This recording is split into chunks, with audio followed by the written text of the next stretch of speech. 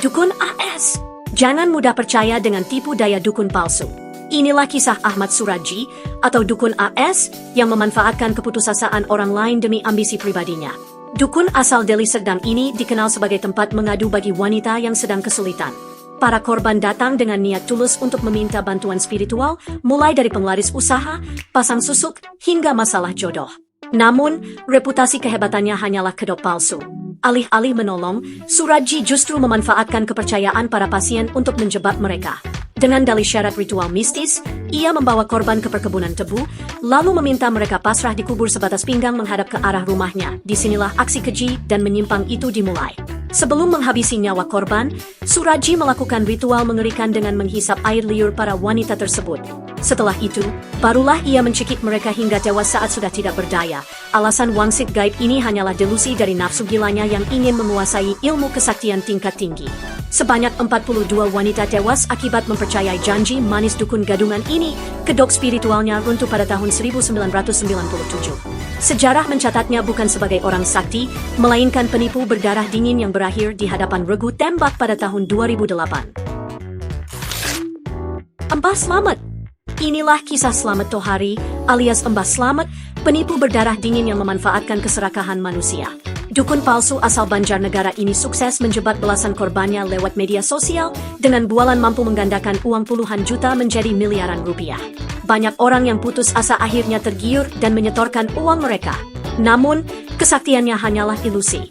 Ketika para korban mulai sadar telah ditipu dan terus menagih uang mereka kembali, niat busuk Mbah Slamet pun dimulai. Ia membawa para korban ke area perkebunan sepi dengan dalih melakukan ritual penggandaan uang pada malam hari. Di sana, Mbah Slamet menyuruh mereka meminum cairan ajaib yang diklaim sebagai bagian dari syarat mistis. Padahal, minuman itu telah dicampur dengan racun tikus potasium dan obat penenang. Tanpa sempat melawan, para korban tewas seketika dan langsung dikubur di tengah ladang. Total 12 nyawa melayang akibat mempercayai janji manis dukun gadungan ini. Kebohongannya runtuh setelah pesan singkat dari korban terakhir membongkar makam massal tersebut. Pada awal tahun 2024, Mbah Slamet resmi dijatuhi vonis hukuman mati. Ingat, tidak ada jalan pintas untuk kaya, yang ada hanyalah jebakan maut dari dukun palsu. Dukun Wawan. Kasus pembunuhan berantai oleh Wawan Erawan mengejutkan publik karena kedoknya sebagai dukun pengganda uang. Bersama dua rekannya, Duloh dan Dede, Wawan menipu para korban yang sebagian besar adalah tenaga kerja wanita atau TKW. Mereka dijanjikan kekayaan instan melalui kekuatan supranatural fiktif. Ketika para korban mulai menagih janji dan mempertanyakan uang mereka, komplotan ini memilih jalan pintas yang sangat keji, yaitu menghabisi nyawa mereka. Aksi kejam ini akhirnya terbongkar setelah satu keluarga ditemukan keracunan di Bekasi. Penyelidikan polisi kemudian mengungkap fakta yang jauh lebih mengerikan. Ada total 9 korban jiwa yang mayoritas merupakan anggota keluarga dan istri-istri pelaku sendiri. Jasad mereka ditemukan terkubur secara tragis di sekitar pekarangan rumah pelaku di Cianjur. Motif utama dari seluruh pembunuhan ini adalah untuk menutupi penipuan materi yang telah mereka lakukan selama bertahun-tahun. Pada akhir tahun 2023, Majelis Hakim menjatuhkan vonis penjara seumur hidup kepada Wawan dan komplotannya. Kasus ini menjadi catatan kelam dan pelajaran mahal agar masyarakat tidak mudah tergiur oleh janji penggandaan uang yang tidak masuk akal. Dukun Usep.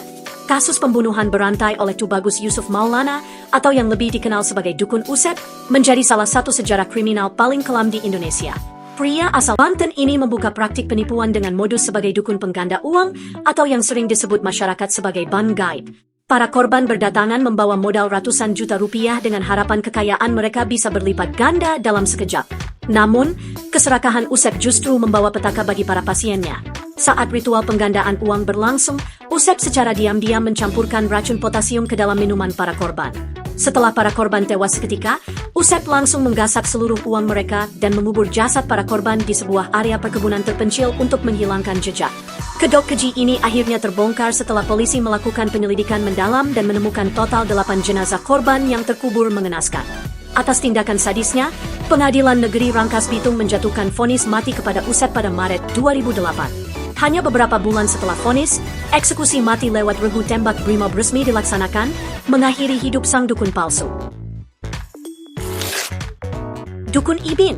Jangan pernah meminum kopi dari orang asing atau nyawa taruhannya. Di Pemalang, segelas kopi hangat justru menjadi hantaran maut dari seorang dukun sadis bernama Ibin alias Iskandar. Berpura-pura bisa melipat gandakan uang, Ibin menjerat korban yang sedang terlilit utang. Ketika ditagih, sang dukun panik. Ia lalu menjebak korban untuk melakukan ritual terakhir di tempat sepi pada tengah malam.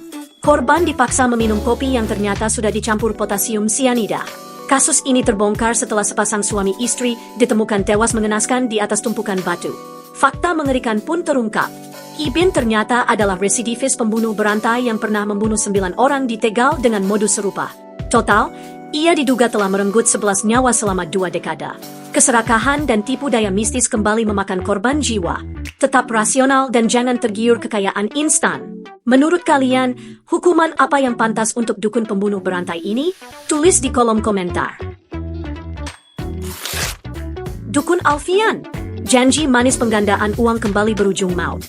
Seorang pria bernama Alfian, warga Deli Serdang, tega menghabisi nyawa teman sekaligus pasiennya sendiri demi merampas harta. Modus pelaku adalah menggelar ritual gaib dengan dalih melipat gandakan uang milik korban. Namun, di balik topeng spiritualnya, Alfian justru merencanakan kejahatan yang sangat keji. Saat korban sedang khusyuk bersila mengikuti prosesi, Alfian langsung menyerang leher korban hingga tewas di tempat. Tidak hanya membunuh korban, fakta mengejutkan lain ikut terungkap. Pelaku ternyata juga berniat melakukan pelecehan terhadap anak korban yang saat itu berada di lokasi kejadian. Akibat perbuatan biadabnya ini, dukun Alfian akhirnya dijatuhi vonis 17 tahun penjara oleh majelis hakim. Kasus tragis ini menjadi pengingat keras bagi kita semua agar tidak mudah tergiur oleh modus penipuan berkedok mistis kini. Jeruji besi menjadi akhir dari sandiwara sang dukun palsu. Di sisi lain, keluarga korban tidak hanya kehilangan sosok kepala rumah tangga, tetapi juga harus menanggung trauma mendalam akibat kekejaman si dukun palsu. Dukun Anton. Modus penipuan berkedok supranatural kembali memakan korban jiwa. Kali ini, seorang pria bernama Anton Herdianto alias Aji beraksi di kawasan Depok dengan menyamar sebagai dukun palsu yang menjanjikan penggandaan emas secara instan kepada para pengikutnya. Untuk memuluskan aksinya, pelaku mengajak para korban melakukan ritual gaib di sebuah tempat sepi di kawasan Tangerang. Alih-alih mendapatkan harta yang berlimpah, para korban justru dijebak dalam sebuah siasat pembunuhan yang sangat terencana dan dingin. Saat ritual berlangsung, pelaku menyuguhkan kopi hitam yang ternyata telah dicampur dengan zat beracun yang mematikan. Tanpa menaruh curiga sedikit pun, para korban meminum kopi maut tersebut dan langsung kehilangan nyawa di lokasi kejadian. Jasad para korban kemudian ditemukan di dalam saluran air, sebuah upaya keji dari pelaku untuk menghilangkan jejak kejahatannya.